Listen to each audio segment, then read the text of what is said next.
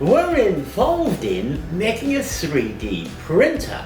Now, I think there are issues with 3D printers. They're brilliant, don't get me wrong, but I still think there are issues. I think there are issues with modern cars. So there are always issues. One of the biggest ones, I think, is accuracy. In order to get the accuracy better, I think we need to rethink them a little bit. Of course, you can get accuracy, but it tends to come with cost. Accuracy tends to be expensive. And I was wondering if we could get the accuracy we needed, the resolution down, but not increase the cost, would that be a good thing? So that was the main motivator for looking at this. Now, one of the inspirations was friction drives. Friction drives are renowned for being actually quite cheap and to have nanometer scale accuracy. They're incredible if you think about it.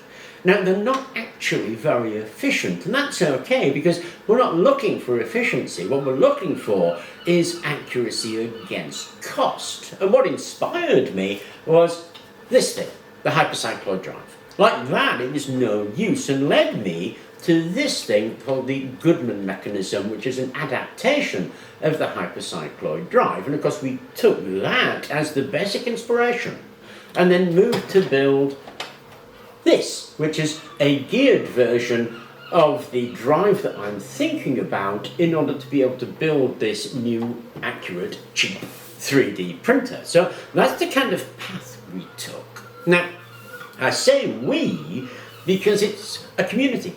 I actually pay attention to the comments that people make down below. And there are some great comments. To be honest, if you're not reading some of those discussions, you're totally missing out because a lot of people make brilliant suggestions, and the best comments are the comments that help the development. They're brilliant, actually, and I love them, and a couple of them have been inspirational.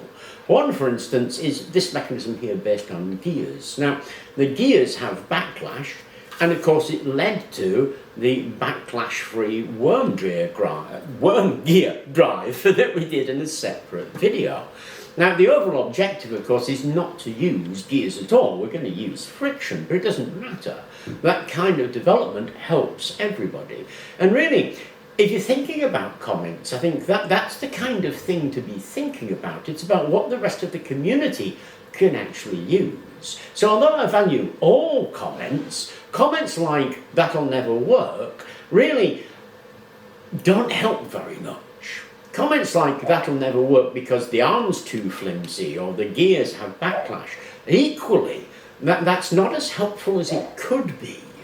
Comments like "that will have a problem working because the arm's too flimsy, you might want to stiffen it up," well, that's a brilliant comment because not only does it highlight what might potentially be a problem, it also presents what potentially could be a solution. So if you see problems, try to think about what a solution might be and suggest that solution. If you do that in the comments, then truly you're helping the rest of the community as we start to develop this kind of thing. And for me, that's actually a key issue when it comes to this sort of stuff. Now, as I say, I'm not really complaining about it. I'm trying to encourage people to go that one step. Instead of just seeing the problem, there are always problems, but instead of just seeing the problem, try to think a solution that might be good to that problem and suggest that solution. That's tremendously helpful to me and to everybody else. The folks who mentioned the backlash I thought was brilliant, and I took that on board and did a bit of research and came up with a way of curing the backlash, even though it's of no use to me because I won't be using gears. It's still a brilliant comment. And when I read through that comment and we had a little exchange on it, it helps me, it helps everybody.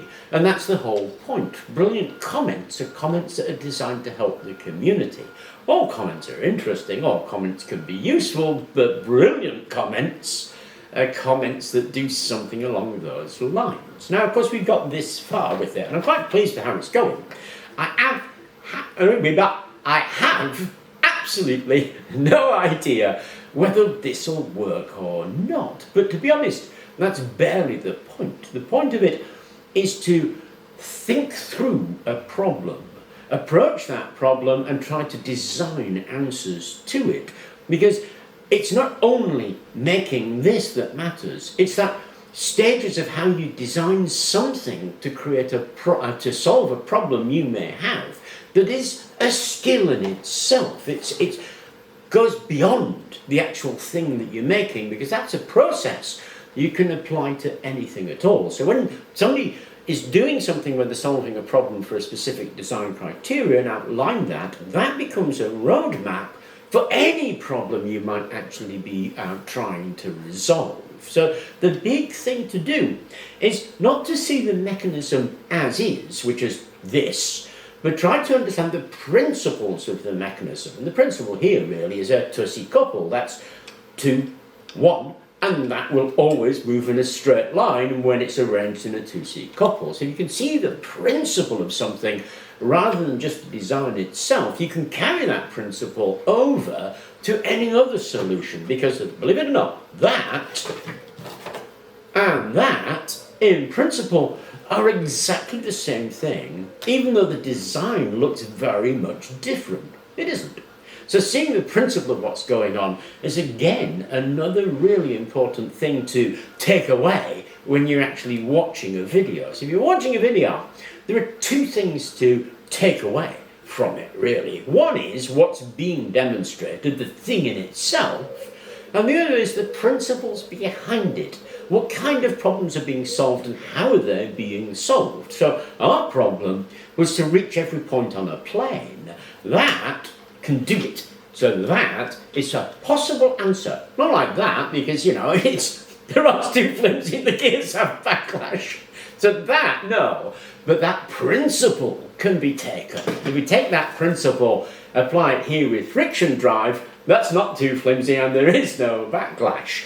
So taking the principles and designing with those principles really helps. Having a community to point out the things that you still need to develop and what possible solutions are actually really helps. And those are the kind of things, I think, that should be looked for when it comes to making comments or watching a video or taking away something from a video. Now, this obviously uses a set of coordinates called polar. It rotates around and then takes steps out, so it's angle and steps, and that's polar coordinates. Now, a lot of up and down printers, a lot of Cartesian printers use Cartesian coordinates, and so we need to do a translation between polar and Cartesian. Luckily, though, Marlin has a program or a set of codes that does exactly that. So all we have to do is adapt the Marlin code, and we'll be doing that, but again, it's not really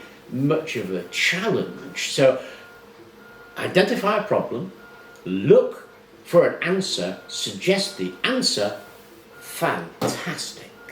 Have a look at the principle that's being displayed and how that principle is being adapted, and how you might adapt that principle to do something that you want to do. As I say, we're looking for something that is more accurate, cheap to build, and can reach every point in space. That is exactly why that was an answer, really.